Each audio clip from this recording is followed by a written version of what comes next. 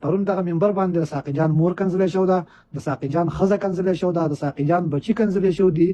هغه خنزیر چې قرآن دا وایي چې قرآن کې په دې باندې لعنت ویل شوی دی، ته نن د ساقي جان مشابهت ته د خنزیر سکې کینو. دا خلک نن هم زمونږ په حق کې نه دی. د خپل غږ د خپل ژبه دغه شانته کې گویا وساتئ، او ان شاء الله زه د خپل پښتون وطن په ننګ ولاړ یم، د خپل پښتنو په ننګ باندې ولاړ یم. داسې به ډېرې مسلې راشي. په کال 2002 کې زمانه د 1 کروڑ پاکستانو روپو کور سرکاري شوی د صرف د دې خولې د وجې او صرف د دې خبرو د وجې چې دا خبره کوو چې یو چا پسې دومره مزئ چې تاسو د پیغمبر علیه السلام نه وروسته تاسو خپل ایمان هغه ته وسپارئ، د خدای نه وروسته تاسو خپل ایمان هغه ته وسپارئ چې لا اله الا الله محمد رسول الله. دا کلمه خو د ازادۍ دعوت ورکوي. مولوي صاحب ته څنګه جرنیل خبرې کوي؟ سپارلې ده شهباز شریف ته سپارلې ده. بیا ولې ما ته دروغو کلمې وې، بیا ولې ما ته دروغو مسلې کې ستاره د دروغو مسلو نه د وجې زمونږ قام کم طرف ته لاړ، زمونږ ځوانان کم طرف ته لاړ. نن سبا تاسو د میډیا حالات وګورئ، بیا تاسو د درنو خبرو تاسو د ژوندي فکر مننه کوو چې زمونږ په باره کې تاسو کومې خبرې وکړي. زما خبرې په میډیا کې زیات تر اکثر ته خلک د کنځلو په نظر باندې ګوري، خو چې کله داسې موقع راشي نو الحمدلله زه مخکې مې ډېرې ردې بدې مې ویل، ډېرې خبرې مې کړي دي، خو نن زه د هغه ټولو خبرو نه راتېر شوی یم. بیا پښتنو ته وایم چې انشاءالله په آینده کې به زما د خولې نه یا یوه کنځه یا د چا توهین یا داسې سپکه خبره وانه اورئ. ولې موږ چې کومه غوښتنه کوله او موږ چې کوم مقام غوښته او کوم فکر هم لاره چې قام زمونږ خبره په توجه باندې واوري، نو هغه موقع الله تعالی مونږ ته میلاو کړه. نن قام ډېر په توجه باندې مونږ واورېدو او بیا هم قام دغه هیله کوي چې یاره ستاسو دا خبره دي جاري وساتلی شي او ستاسو دا خبره دغه شانته کې مخ په وړاندې باندې بوځئ. دا یوازې د ساقي جان خبره نه ده او دا یوازې د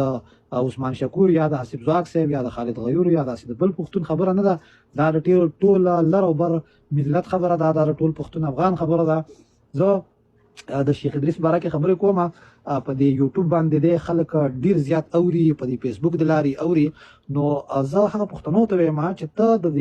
د خولې نه که ته په دې خبره باندې علم وی چې د یوسف علیه السلام قصه کړې ده یا د پیغمبر علیه السلام واقعه بیان کړې ده یا د داسې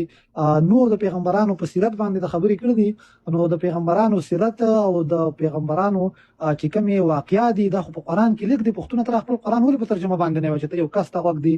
یا ته یو کس لا په نن وخت کې دومره یو لویه مرتبه ورکوې چې ته وې دا علم دی او دا داسې دی او دا داسې دی. علم هغې ته وایي چې هغه د وخت د فرعون خلاف خبره وکړي، هغه دا منبر د دې نن وخت د حالاتو مطابق د خپل قام دپاره د خپل وطن دپاره داسې استعمال کړي لکه څنګه چې مولانا خانزیب صاحب استعمال کړی، داسې استعمال کړي لکه څنګه چې مفتی منیر شاکر صاحب استعمال کړی. دغه شانته کې د پښتون وطن ډېر داسې ملایان چې هغه په حق خبره باندې وجلی شوي دي او هغه په حق خبره باندې وجلی کېږي. نو پښتنو بیا هم دا خبره کوو، بیا هم تاسو ته دا خبره کوو چې یو چا پسې دومره مزئ چې تاسو د پیغمبر علیه السلام نه وروسته تاسو خپل ایمان هغه ته وسپارئ، د خدای نه وروسته تاسو خپل ایمان هغه ته وسپارئ. دا یوه ککرۍ ده. دا یوه خبره ما تېر وختي وکړه، بیا مې په لایو کې وکړه چې لکه دا مولوي صاحب خو دا خبره کولاو کوي چې جهاد فی سبیل الله او دغه کلمه چې مونږه په زمونږ په ایمان دی او زمونږ دا عقیده ده چې لا اله الا الله محمد رسول الله، دا کلمه خو د ازادۍ دعوت ورکوي. مولوي صاحب ته څنګه جرنیل خبرې کوي؟ دا خو دا کلمه دا بیا تا په دروغه باندې ویلې ده چې ته دغه کلمې نه ته بیا منکرېږي او ته بیا په یو فرد پسې ځې او بیا د هغه خیله بیا ته په د منبر باندې د هغه سړي نوم یادې کوم سړی چې شپږ اویا کاله وشو ته په د منبر باندې ناست یې د هغه هېواد ته ردې بدې وایي، د هغه هېواد ته خیرې کوي او بیا د یو داسې دا خو قرآن هم وایي چې یهودي د مسلمان رور نشي کېدی او ته بیا د یو ملک د کافر حکمران نه دا غوښتنه کوي په دغه منبر باندې چې ته که وطن ته راشې نو ستا په راتلو باندې به وطن خلک او دا چې کوم دی دا به نور مقبول هم شي، وطن خلک به ډېر زیاته خوشحاله هم کړي. نو مولوي صاحب بیا د دې نه دا ښه ده چې ته نه سجده لګې، ته د دې نه ښه ده چې ته دا کلمه هم پرېږدې. ولې چې تا خپل اسلام او تا خپله عقیده ټرمپ ته سپارلې ده، تا خپل اسلام او خپله عقیده سیم منیر ته سپارلې ده، تا خپل اسلام او خپله عقیده دغه ته سپارلې ده، شهباز شریف ته سپارلې ده. بیا ولې ما ته دروغو کلمې وې، بیا ولې ما ته دروغو مسلې کې ستا د دروغو مسلو نه د وجې زمونږ قام کم طرف ته لاړ، زمونږ ځوانان کم طرف ته لاړ. نن سبا تاسو د میډیا حالات وګورئ، که دې مولوي صاحب په منبر باندې د دې قام خبره کړي وي نو دا قام به داسې نه پرونه د جمعې ورځ وه او د جمعې په ورځ کې د پښتونخوا په هر منبر کې چېرته چې ډیزلي ملا ناست و او چېرته چې ډیزلي ملا دلته په دې منبر باندې خطبه ورکړ وه په دغه جمعې په ورځ باندې نه د خدای خبره شو ده نه د خدای او د رسول خبره شو ده نه د اسلام خبره شو ده نه د پښتون خبره شو ده پرون په دغه منبر باندې د ساقي جان مور کنځلې شو ده د ساقي جان ښځه کنځلې شو ده د ساقي جان بچي کنځلې شو دي هغه خنزیر چې قرآن دا وایي چې قرآن کې په دې باندې لعنت ویل شوی دی ته نن د ساقي جان مشابهت ته د خنزیر سکې او د پیغمبر په منبر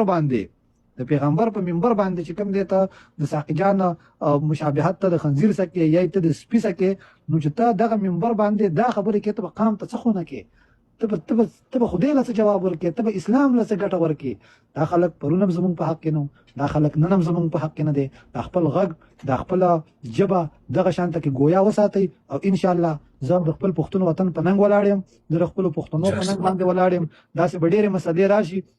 په کال 2002 کې زما نه د 1 کروڑ پاکستانو روپو کور سرکاري شوی د صرف د دې خولې د وجې او صرف د دې خبرو د وجې چې ساقي جانه ته خپله بیانیه بنده کا کنه تا ته به مونږ زیان ورسو تا ته به مونږ او ستا بچي به مونږ غوا کو ستا کور به مونږ پامال کو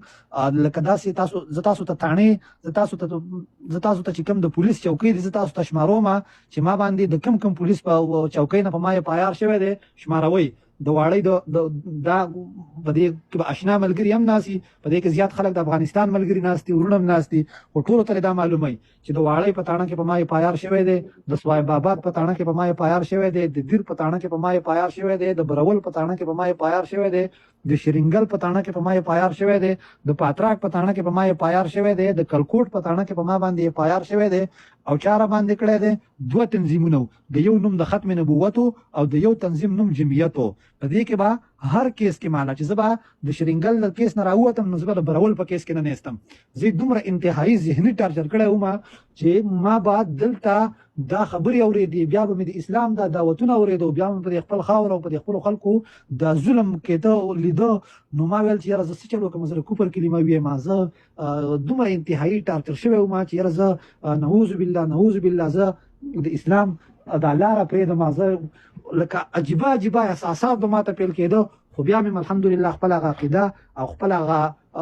جذبه او دا مې په قابو کې وساتل او ځان مې د وطن نه رابهر کړ نن الحمدلله بیا خدای موقع راکړه او هغه ملا چې دی د ډاکټر نجیب خلاف د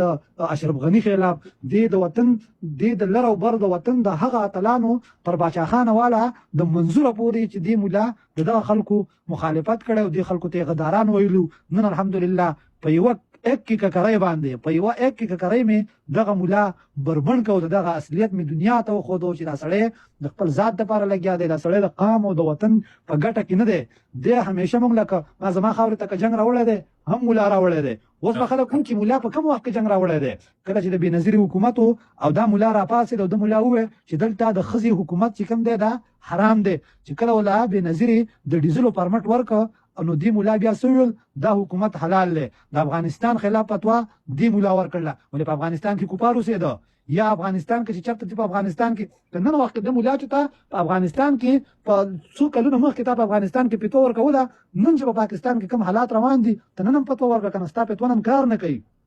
ستا ضمیر خرڅ دی ته بلیک میل شوی ته ایکسپوز شوی ته ریاست هم پیژندلی نن دا د ولس هم وپېژندې زه دا خبره اوس هم کوم دا خبره به زه بیا هم کوم او زه په دې خپله خبره باندې به زه قایم ولاړ یم چې هر هغه مولا چې زما د پښتون وطن خبره نه کوي زما د ولس خبره نه کوي زما د دردېدلي قام خبره نه کوي دغه مولا ته نه ما پرون احترام لرلی دی دا زما لپاره یو عام شخص دی زه تعلیم نه ویم ولې چې الله تعالی په قرآن کې ویل دي چې علم به د زمان علاوه د یو چا نه یې راترخه نه ساتي مولا ته څنګه د جرنیل نه یېرېږي ته څنګه هر کال زما پښتونخوا وګورئ د انډیا سه بارډر کولاو دی د بنګلادیش سه بارډر کولاو دی چې نور څومره هیوادونه دي هغه سه بارډر کولاو دی زما پښتونخوا او افغانستان نن هم کافران دي